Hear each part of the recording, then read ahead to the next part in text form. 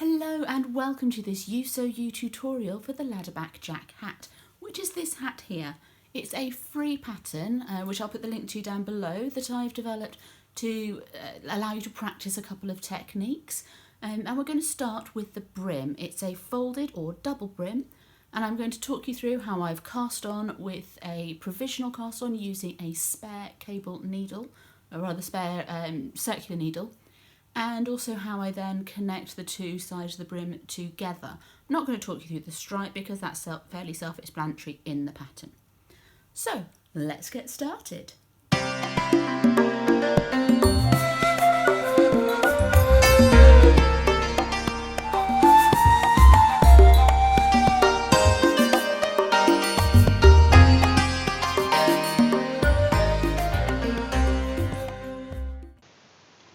So for this pattern you're going to need 3 colours of fingering weight yarn. I've got this blue, which is West Yorkshire Spinners. I'm not actually going to need even half of this skein, it's 100 gram skein. And then I've got from my leftover sock stash, the mauve is again West Yorkshire Spinners, and the white speckle is Paint Box Yarns. As you can see, there's a small amount of leftovers. I also have 2 circular needles.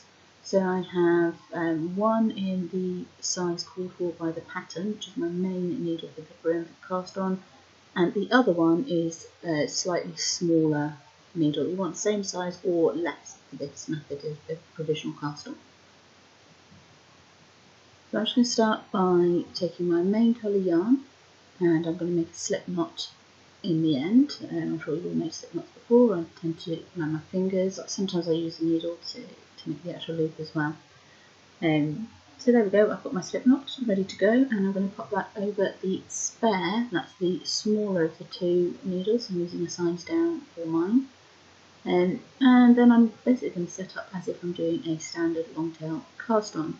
So the yarn is going over my finger, the spare cable is going over my thumb, and I have my main needle ready to go. And the basic process is that I'm going to take my needle under the cable of the spare needle, over the yarn, over the cable, under the yarn. I'm going to repeat that. So under the cable, over and hook the yarn, over the cable, hook the yarn. Under the cable, hook the yarn, over the cable, hook the yarn. And then I'm going to end up with some loops on my needle. I'm just going to keep going until I've got enough stitches or loops on my needle for the cast on. So under, hook, over, hook. And there we go, there's my loops, I'm ready to go.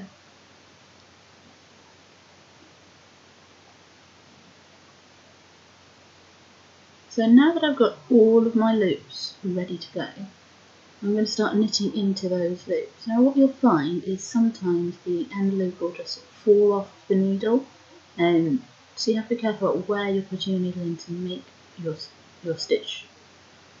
So I've gone through the back loop there to try and sort of securely make the initial stitch. It's all going to tighten up on the next round anyway. I'm going straight into my ribbing for this, so I am starting straight into the pattern stitches. It's not another setup row or anything.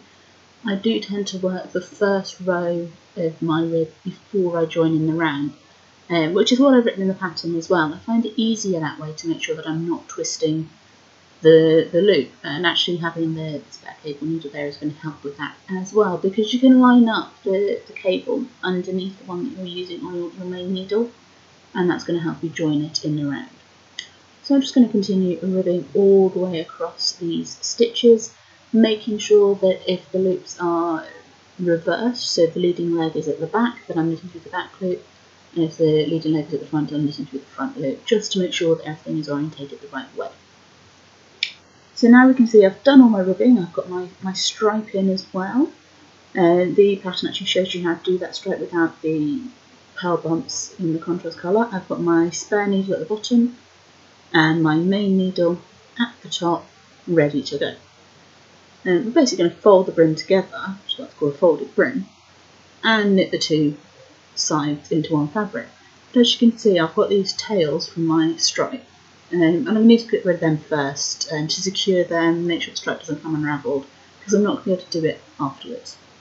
So now that I've woven those ends in, I'm ready to just finish that round of ribbing. I tend to stop a couple of stitches before the marker or after the marker, just so I don't lose my stitch marker. So I finish that off, and then I'm just going to knit from the front needle and the back needle at the same time. So I take one stitch from each needle and knit them together. So one from the front, one from the back.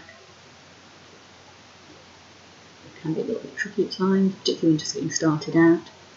The first few stitches and knit them together. One from the front needle, one from the back needle, and knit them together. So I'll show you that a couple more times, from the front, from the back, and knit them together.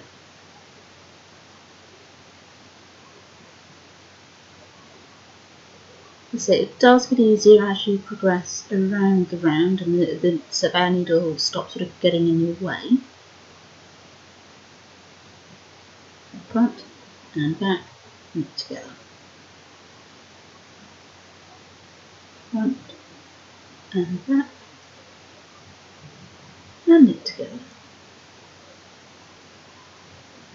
Front, back, knit together.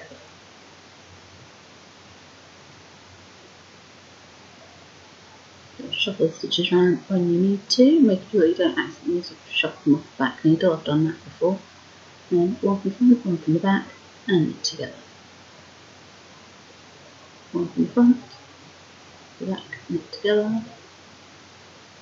And then we see our line of single stitches all on the main needle now, and we're starting to connect those two sides together into that double layer folded brim, which is just going to make the hat a little bit more cosy, and it gives it a nice sort of curved edge at the bottom of the brim as well. One from the front, one from the back, and knit two together.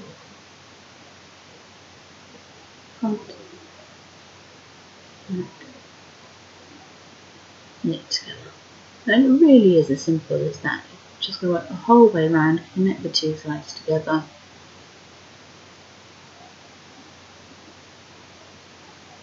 Front, back, knit together. Front, back, knit together. Front, back, knit together. I do find when I've got the two needles together that I need to push a little bit more with my right thumb to get the stitches off the needles, rather than just pulling them off with the right hand needle. But you do you, whatever works for you. So yes, I'm just going to keep going all the way around until I've connected both sides together, and I'll show you what it looks like. So here we have our finished brim. We've got our stripe with its ends all woven inside. It's all connected all the way around, just on the one needle now, so I've been able to get rid of the spare one. And you can see that curved edge at the bottom, and then the knitting just carries on around. So thanks for watching this You Sew You tutorial on the folded double brim. I hope you found it helpful. Whilst I have obviously done this with a particular pattern in mind, which I've designed for the purposes of these tutorials, so that you have something practical to use rather than just a swatch, it can easily be adapted to any hat pattern, whether it's written for a folded or double brim or not. You just need to add extra length if it's written for a single brim. So I hope you found it useful. If you did, like and subscribe down below. I'm over on Instagram as You Sew You. There's also a group on Ravelry for You Sew You, so just search that in the groups tab. And if you really liked it and you want to support my work and allow me to produce more of this type of content, more free patterns, more tutorials, and you are able to, feel free to pop on over to my Ko-fi account and buy me a coffee. Link for that's down below as well. No obligation there, but if you are willing and able to do so, I'd really appreciate the support. Thanks and see you next time. Bye bye.